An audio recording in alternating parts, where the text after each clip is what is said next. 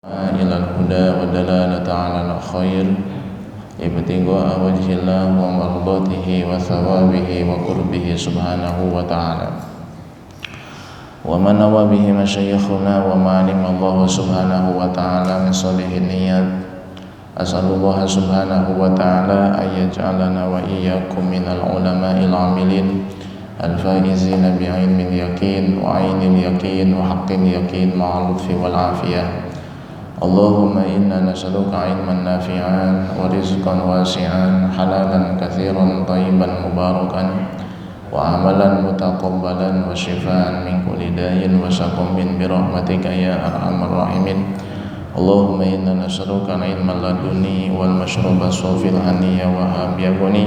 اللهم إنا نعوذ بك من علم لا ينفع ومن قلب لا يخشى ومن نفس لا تشبع ومن عين لا تدمع ومن دعوة لا يستجاب لها. سبحانك لا علم لنا إلا ما علمتنا إنك أنت العليم الحكيم وتب علينا إنك أنت التواب الرحيم. اللهم ارزقنا فهم النبيين وحفظ المرسلين وإلهام الملائكة المقربين.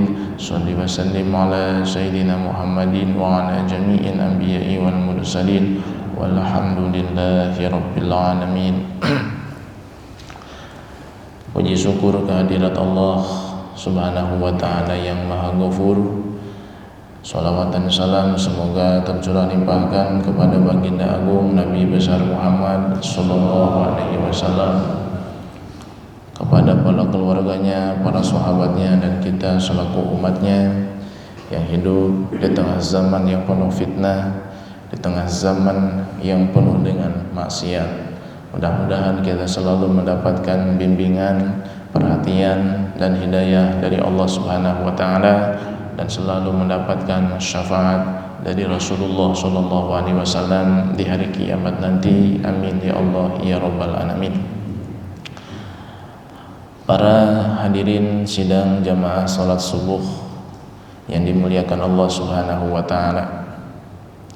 Alhamdulillah, di subuh yang berkah ini kita bisa melaksanakan sholat berjamaah dalam keadaan sehat walafiat, tiada kurang sedikit apapun. Ini adalah semata-mata pemberian anugerah dan nikmat dari Allah Subhanahu wa taala kepada kita semua. Dan kita masih diberikan akal yang normal, tubuh yang sehat oleh Allah Subhanahu wa taala.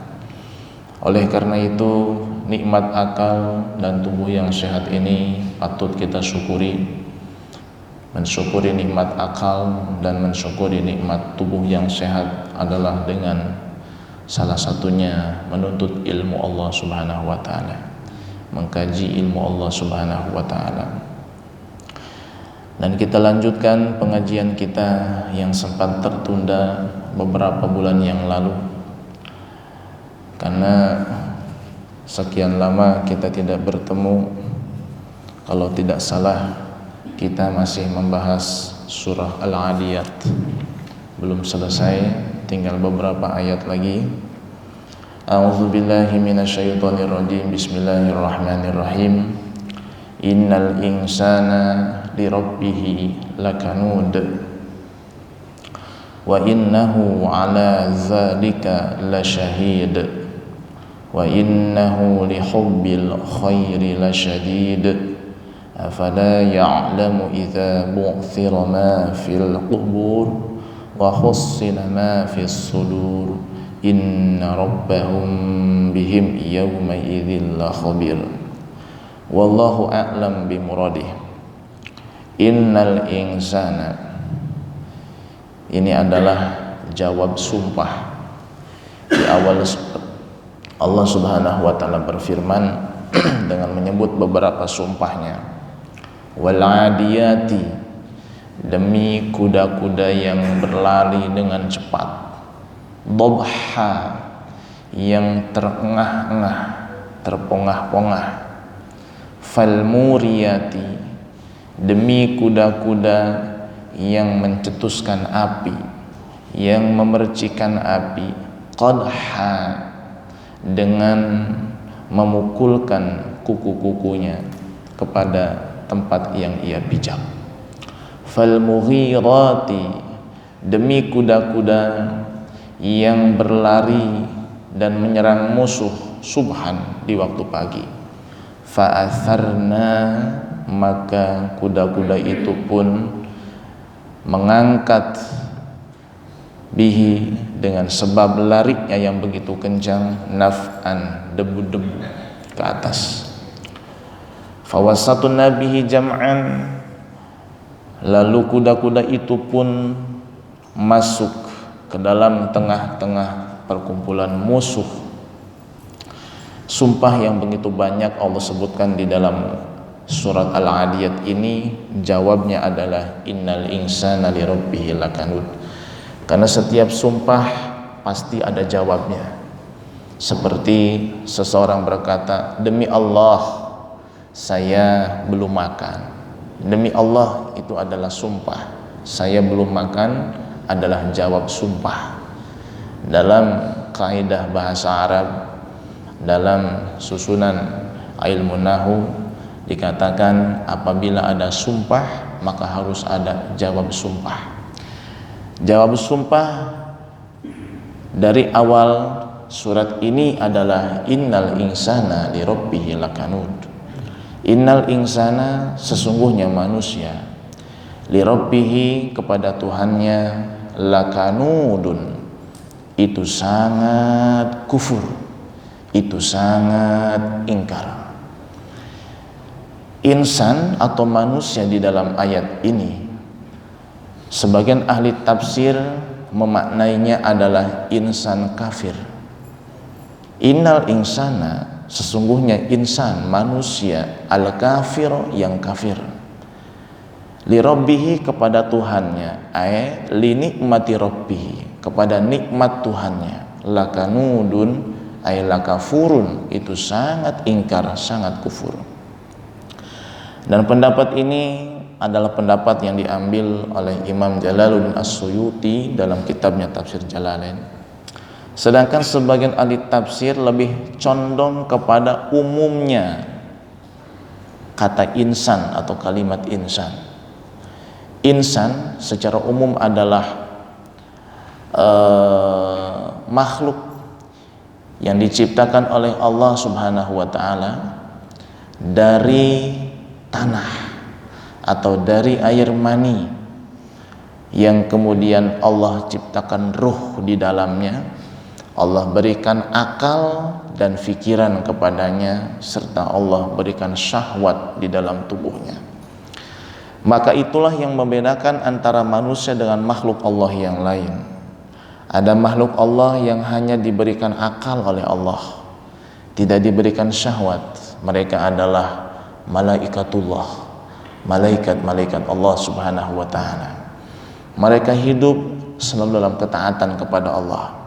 Mereka hidup selalu dalam ibadah kepada Allah. Ada yang bertasbih tidak berhenti, ada yang bertakbir tanpa bosan, ada yang sholat tidak berhenti selama-lamanya hingga ajal menjemput dia. Ada yang tugasnya hanya keliling mencari majelis-majelis ilmu, seperti dikatakan dalam hadis Nabi sallallahu alaihi wasallam, inna lillahi ta'ala malaikatan sayyahin, wa fi riwayatin sayyarah, sesungguhnya Allah Subhanahu wa taala memiliki malaikat-malaikat yang selalu berjalan, yatlubuna majalisal ilmi, mereka mencari majelis-majelis ilmu, majelis seperti yang kita hadiri pada pagi hari ini.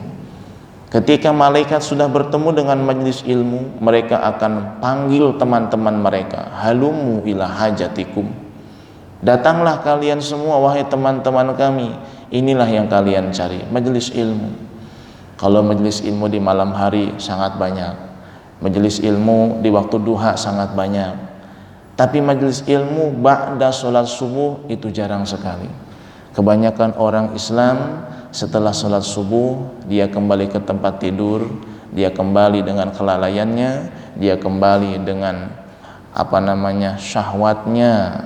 Padahal tidur setelah sholat subuh adalah suatu hal yang makruh di dalam agama kita, dan jelas larangannya dari Nabi Sallallahu Alaihi Wasallam karena berakibat negatif bagi diri kita, yaitu bisa mewarisi sifat fakir, bisa menyebabkan kita selalu tidak merasa puas terhadap anugerah Allah dan pemberian Allah Subhanahu wa taala.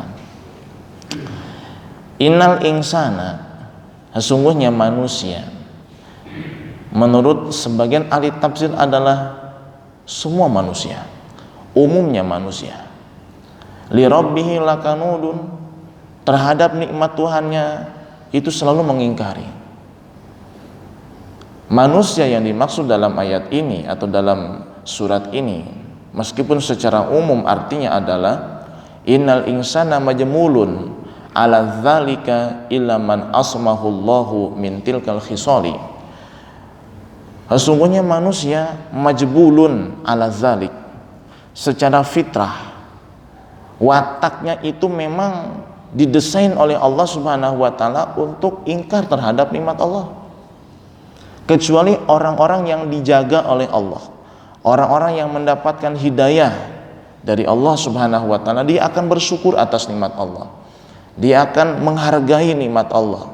Dia akan mengakui itu adalah pemberian dari Allah Subhanahu wa taala. Hanya sebagian orang, hanya sebagian manusia, kebanyakan berkata ini punya saya, hasil jerih payah saya, ini milik saya, hasil keringat saya, ini punya saya, hasil bekerja saya dan selalu saya. Dia menafikan sang pemberi abadi, yaitu Allah Subhanahu wa taala. Dia menafikan sang pemberi hakiki, yaitu Allah Subhanahu wa taala. Jarang orang berkata ini adalah titipan dari Allah untuk saya, ini adalah pemberian dari Allah untuk saya yang harus saya jaga dan saya gunakan untuk menempuh keridhaan Allah Subhanahu wa taala. Jarang. Kebanyakan orang berkata seperti itu. Ini punya saya, hasil keringat saya, ini milik saya, hasil usaha saya, ini punya saya, hasil jerih payah saya dan selalu saya. Benar kata Allah Subhanahu wa taala, innal insana li rabbih lakanud. Dan kanud itu di dalam bahasa Arab namanya sighah mubalaghah. Ya, sighah mubalaghah, sebuah kata yang menunjukkan makna banyak. Ya. Seperti misalnya, ya kalau kita masih sighah mubalaghah enggak ada, paling gaya menyebutkannya aja berbeda, ya. Dia bagaimana? Kayak kuaya, antara kaya dengan kuaya kan beda tuh. Kalau kuaya berarti kan kayanya berlebihan, kalau kaya biasa. Gimana tuh perempuan cantik? Cantik itu cuantik, ya. Antara cantik dengan cuantik. Nah itu cuantik itu ya namanya sighah mubalaghah, ya, sebuah kata yang menunjukkan makna banyak, artinya cantiknya banyak, ya. Dalam ayat ini pun ada sighah mubalaghah lakanudun, yang artinya adalah sangat ingkar. Ingkarnya selalu dan banyak atas nikmat Allah Subhanahu wa taala.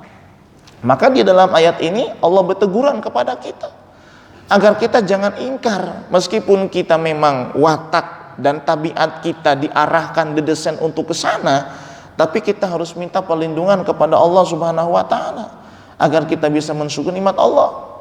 Sebagaimana dalam Quran, Allah berapa kali memerintahkan hamba-hambanya supaya berbakti kepada orang tua. Wabil walidaini ihsana, ya, dan berbuat baiklah kepada orang tua. Aniskurni wali walidaika, bersyukurlah kepadaku dan kepada kedua orang tuamu. Di dalam ayat Quran belum saya temukan Allah memerintahkan orang tua berbakti kepada anak. Kenapa? Karena memang watak dan tabiat orang tua pasti cinta sama anak. Dia akan mengorbankan apa saja untuk anak. Dia rela berjuang, bekerja pagi, pulang sore, berangkat sore, pulang pagi, berangkat siang, pulang malam untuk anaknya. Dia rela tidak kebeli baju lebaran. Dia ikhlas tidak beli baju lebaran asalkan anaknya bisa salin. Seperti itu kan orang tua kebanyakan. Tapi kalau anak memang didesain wataknya tidak cinta kepada orang tua, maka ada perintah dari Allah anak berbakti kepada orang tua. Kenapa? Karena memang watak anak itu tidak cinta kepada orang tua. Hanya sebagian anak yang tulus cinta kepada orang tuanya. Buktinya apa? ketika memiliki harta yang banyak lebih mengedepankan kepentingan pribadi dan keluar daripada kepentingan orang tuanya. Pada dalam kitab Risalatul Mu'awanah disebutkan bahwa tatkala anak bisa memberi sesuatu kepada orang tuanya, bisa memberikan sesuatu kepada orang tuanya, entah itu berupa pakaian, uang atau apa saja, kemudian dia tidak memberikan itu kepada mereka, ini termasuk durhaka kepada orang tua. Bukan hanya berkata kasar, bukan hanya memukul mereka, bukan hanya melototin mereka, menghardik mereka, bengis di hadapan wajah mereka, termasuk sanggup memberikan sesuatu kepada mereka tapi tidak diberikan, itu pun durhaka. Seperti misalnya Lebaran, kita sanggup membelikan pakaian untuk orang tua kita tapi tidak, ini durhaka. Subhanallah. Dan di sini sama Allah jelaskan bahwa memang manusia itu kebanyakan tidak bersyukur, ingkar atas nikmat Allah Subhanahu wa taala. Dan di antara nikmat yang besar yang telah Allah berikan kepada kita dan bangsa kita adalah kemerdekaan Indonesia. Ini adalah nikmat yang sangat besar. Orang tua kita puluhan tahun yang silam, ratusan tahun yang lalu rela berkorban jiwa raga, mengorbankan nyawa agar kita sekarang hidup aman, agar kita sekarang hidup tentram, hidup dengan nyaman, tidak ditindas oleh bangsa lain, tidak diperbudak oleh negara lain. Allah anugerahkan kemerdekaan itu. Kenapa tidak dahulu? Kenapa harus melewati 350 tahun? Ada hikmah di balik itu dari Allah Subhanahu wa taala. Sampai di mana kesungguhan bangsa Indonesia ingin mendapatkan kemerdekaan, sampai di mana perjuangan mereka ingin bebas dari penjajahan. Allah ingin lihat itu, dan ternyata terbukti. Banyak di kalangan para ulama, santri, umat Islam secara umumnya berani berkorban apa saja demi hidup dalam keadaan merdeka. Alhamdulillah. Ya, kita tinggal meneruskan saja, dan itu harus kita syukuri. Dengan cara apa? Jangan sampai kita berbuat maksiat di atas bumi pertiwi ini. Karena dengan kemaksiatan yang kita lakukan mengundang azab dan murka Allah. Kalau turun azab dan murka Allah, hancur negara ini. Kehancuran disebabkan oleh kita sendiri. Maka memperingati hari kemerdekaan jangan dengan kemaksiatan, jangan dengan hiburan-hiburan. Kenapa? Itu bukan memperingati, itu bukan mensyukuri. Na'udzubillah, mohon maaf, itu justru malah kufur atas nikmat Allah Subhanahu wa taala. Apakah ridho para pahlawan, para pejuang kita yang sudah mengorbankan ruh dan nyawanya untuk kemerdekaan tanah ini, kita balas jasa mereka dengan goyang-goyang di atas panggung? Kita balas jasa mereka dengan nyanyian-nyanyian mengundang syahwat? Tidak pantas mereka menangis di sana. Ya. Innal insana li rabbih lakanud. Memang seperti itulah manusia, banyak yang lupa terhadap nikmat Allah Subhanahu wa taala. Wa innahu, dan sesungguhnya ia, ala dzalika, atas kekufurannya, aikanudihi, yaitu atas keingkarannya kepada nikmat Allah, la syahidun, itu sangat menyaksikan dan melihat sendiri.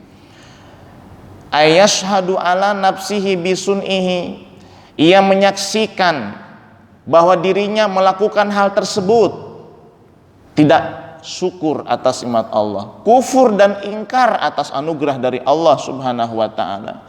Wa innahu, dan sesungguhnya ia siapa? Sebagian ahli tafsir lebih condong mengembalikan ia kepada makna manusia, kata yang sudah lalu. Wa innahu, dan sesungguhnya ia, manusia, ala dzalika, atas keingkarannya kepada nikmat Allah, atas kekufurannya dari nikmat Allah, la syahidun, menjadi saksi terhadap diri sendiri. Manusia itu pun tahu bahwa dia itu ingkar atas nikmat Allah. Manusia itu pun tahu bahwa dia kufur atas nikmat Allah. Dia maksiat, dia buat durhaka, tahu. Dia akan menjadi saksi bagi dirinya sendiri. Bukan hanya di akhirat, di dunia pun dia sudah tahu dan sadar. Kebanyakan orang berbuat maksiat kan dalam keadaan sadar. Kebanyakan berbuat kufur dalam keadaan sadar, bukan dalam keadaan tidak sadar. Kalau tidak sadar kan berarti tidur, atau dia lupa. Kebanyakan saya hilap, bukan hilap, itu hanya alasan saja. Ya, yang namanya hilap kan lupa. Kebanyakan orang dalam berbuat maksiat dia sadar dan sengaja berbuat maksiat. wa innahu ala dzalika lasyahid, dan di akhirat sudah barang pasti, ya, sudah barang tentu anggota tubuhnya akan menjadi saksi atas kekufurannya di hadapan Allah Subhanahu wa taala. Al yauma nakhtimu ala afwahihim wa tukallimuna aydihim wa tashhadu arjuluhum bima kanu yaksibun. Surat apa itu? Alhamdulillah. Dan pada hari ini, hari apa hari ini? Bukan, hari kiamat. Dan pada hari ini, hari kiamat, nakhtimu, kami kunci, kami tutup ala afwahihim, mulut-mulut mereka. Akan tiba masa, gimana tuh? Krisya dulu itu lagunya, ya, mulut dikunci dan seterusnya. Dan pada hari ini akan kami kunci, akan kami tutup mulut mereka. Wa tukallimuna aydihim, dan tangan-tangan mereka yang berbicara kepada kami. Wa tashhadu arjuluhum, dan kaki mereka menjadi saksi atas perbuatan mereka di hadapan kami. Bima kanu yaksibun. Subhanallah. Mulut tidak berbicara, tangan yang berbicara, kaki yang menjadi saksi. Subhanallah, berapa banyak maksiat yang sudah kita lakukan dengan tangan kita ini. Berapa banyak maksiat yang sudah kita datang dengan kedua kaki ini. Tolong renungkan, tolong bayangkan. Karena pertemuan ini adalah benar. Pertemuan dengan Allah adalah hak. Kalau kita ditakutkan dengan sebuah virus corona, kita dikhawatirkan dengan sebuah virus corona yang rupanya pun kita nggak tahu kayak gimana, nggak tahu bentuknya kayak gimana. Sebut hal yang gaib tapi nyata, disebut nyata yang nggak kelihatan kayak gimana virusnya. Kalau ketemu musuh kafir ya kita bisa lah ketemu, ya bisa lari atau apa kalau takut. Tapi semacam ini kan kita nggak tahu. Kalau kabutnya orang luar biasa. Berapa banyak perusahaan yang bangkrut gara-gara ekonominya merosot disebabkan virus corona ini. Berapa banyak orang yang menjadi pengangguran pada saat pandemi ini. Subhanallah.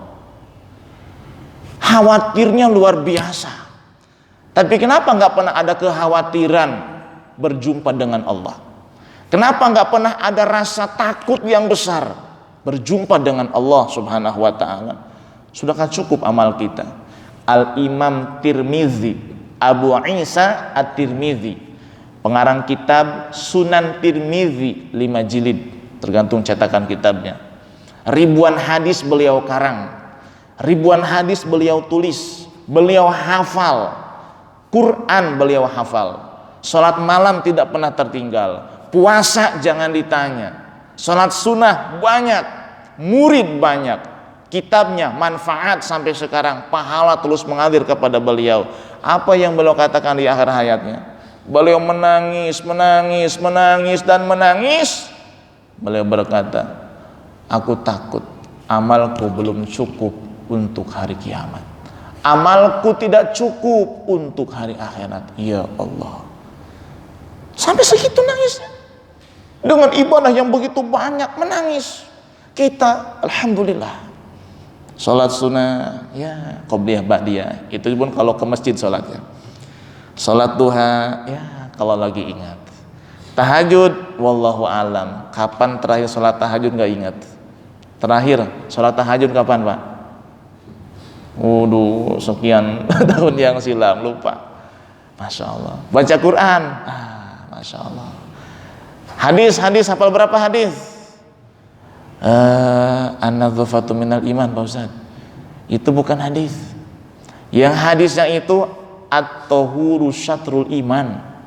Memang maknanya betul, kesucian, kebersihan bagian dari iman. Tapi lafaznya itu tidak benar.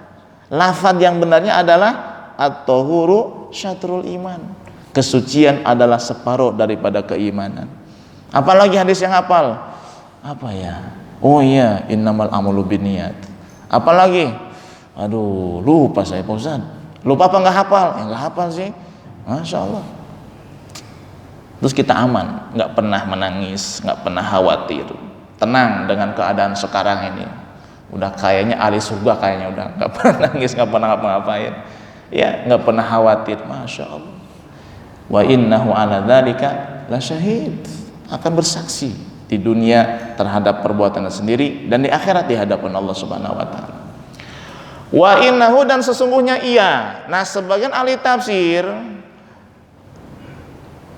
ia di dalam ayat ini, sungguhnya ia, innahu hu, ya hu itu kan ia, ya, kata ganti. Siapa yang dimaksud ia dalam ayat ini? Sebagian mereka mengatakan adalah Allah Subhanahu wa taala. Wa innahu, dan sesungguhnya ia, Allah. Wa innahu, dan sesungguhnya Allah, ala dzalika, atas kekufuran manusia, atas ingkarnya manusia terhadap nikmat-nikmat Allah, la syahidun, itu menyaksikan. Allah menyaksikan kekufuran kita atas nikmat Allah. Ya, kalau kita baik sama orang, pengen apa kita kasih, dia minta apa kita turutin. Ini orang ngelunjak, apa kita bilang? Apa kita bilang? Nggak tahu terima kasih. Wah, segala macam. Ini kira-kira Masya Allah, apa yang Allah katakan kepada kita? Yang ngasih sehat kita Allah, yang ngasih kita aman Allah, yang memberikan kita sejahtera Allah, yang memberi kekayaan kepada Allah, yang memberi kita nikmat keturunan adalah Allah, yang mengaruniakan kita istri adalah Allah, yang memberi apapun kepada kita Allah. Kemudian kita gunakan nikmat untuk maksiat. Kira-kira kata Allah apa nih? Ngelunjak kamu, kurang ajar kamu, wallahu alam. Tapi Allah sudah ancam, wala in kafartum inna adzabi lasyadid. Apabila kamu kufur atas nikmatku, maka ketahuilah bahwa siksaku adalah sangat perih. Wa innahu ala dzalika lasyahid. Wa innahu, dan sesungguhnya ia, manusia, lihubbil khairi, karena cinta khair. Khair mananya apa? Khair mananya apa? Baik. Tapi dalam ayat ini bukan baik mananya. Ayil mali, harta. Banyak kalimat khair dalam Quran diartikan harta. Wa innahu, dan sesungguhnya ia, manusia, lihubbil khairi, karena cinta harta, karena cinta dunia, atau kepada cinta dunia, atau karena cinta dunia, lasyadidun, itu sangat cinta yang menyebabkan fayabkhalabih, dia pelit terhadapnya. Allah sudah sebutkan watak asli manusia itu pelit terhadap apa yang sudah Allah berikan kepadanya, terhadap rezeki yang sudah Allah karuniakan kepadanya. Wa innahu, dan sungguhnya ia, manusia, lihubbil khairi, lam di situ adalah lam lisabab atau lita'lil, yang artinya adalah karena. Sungguhnya ia, manusia, lihubbil khairi, karena cinta harta, lasyadidun, ia sangat mencintai, sehingga ia berbuat pelit. Perbuatan pelit, sifat pelit yang ada di diri manusia karena cintanya kepada harta, karena cintanya kepada dunia. Maka kalau ada orang pelit, berarti dia orang yang cinta dunia. Kalau ada orang pelit, berarti dia adalah orang cinta harta. Sedangkan kalau dalam hati sudah ada cinta harta, cinta dunia, tidak akan pernah bersemayam cinta kepada Allah Sang Pencipta, cinta kepada Allah yang Maha Kuasa, enggak pernah. Kenapa? Di dalam hati tidak akan terkumpul dua cinta. Cinta Allah, cinta dunia, enggak bakal pernah kumpul. Kalau cinta dunia berarti enggak cinta Allah. Kalau cinta Allah berarti enggak cinta dunia. Tanda cinta dunia adalah pelit. Tanda cinta harta adalah pelit. Orang yang cinta harta berarti dia pelit. Orang pelit berarti cinta harta. Yang cinta harta berarti tidak cinta kepada Allah Subhanahu wa ta'ala. Tapi kalau kita ditanya apakah anda cinta kepada Allah, dalam kitab Qami'ut Tughyan karangan Syekh Nawawi Tanara, kau jangan menjawab, paskut, diam. Kalau ditanya kamu cinta kepada Allah, paskut, diam. Jangan menjawab iya, jangan menjawab tidak. Kenapa? Kalau menjawab tidak, anda murtad, kafir. Kalau berkata iya, falasta minal muhibbin walaisa fika wasful muhibbin. Kalau berkata iya, di dalam dirimu tidak ada cinta, di dalam dirimu tidak ada sifat-sifat orang yang cinta kepada Allah. Berarti Anda munafik. Anda munafik. Maka kalau ditanya, kamu cinta kepada Allah? Diam. Jangan menjawab. Kenapa? Kalau bilang iya, di dalam dirimu tidak ada sifat-sifat orang yang cinta kepada Allah. Lebih banyak memilih dunia daripada Allah Subhanahu wa ta'ala. Kalau bilang tidak, murtad, kafir. Maka jawabannya tidak usah dijawab, cukup dalam hati saja. Nah, wa innahu lihubbil khairi lasyadid. Cinta kepada Allah dan cinta kepada dunia ibarat timur dan barat. Kalau kita terus jalan ke timur, maka kita menjauhi barat. Kalau kita terus jalan ke barat, berarti kita menjauh dari timur. Cinta kepada Allah dan cinta kepada harta laksana timur dan barat. Kalau kita cinta kepada harta, kita menjauh dari cinta kepada Allah. Kita mendekati cinta kepada Allah, berarti kita menjauhi cinta kepada dunia. Bahkan ada yang mengatakan cinta kepada Allah dan cinta kepada dunia itu seperti madu. Tahu madu? Bukan madu yang manis, bukan. Ya, perempuan. Ya, isi yang pertama dan isi yang kedua. Kalau kita condong kepada isi pertama, kita menjauh dari isi yang kedua.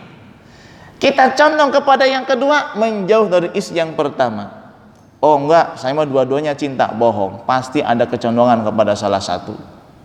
Kenapa? Allah yang katakan, ya, walang tastati'u an ta'dilu. Enggak bakal mampu berbuat adil, enggak bakal mampu. Artinya dalam masalah hati, nggak mungkin kita punya cinta 100, 50 buat istri, nggak bisa.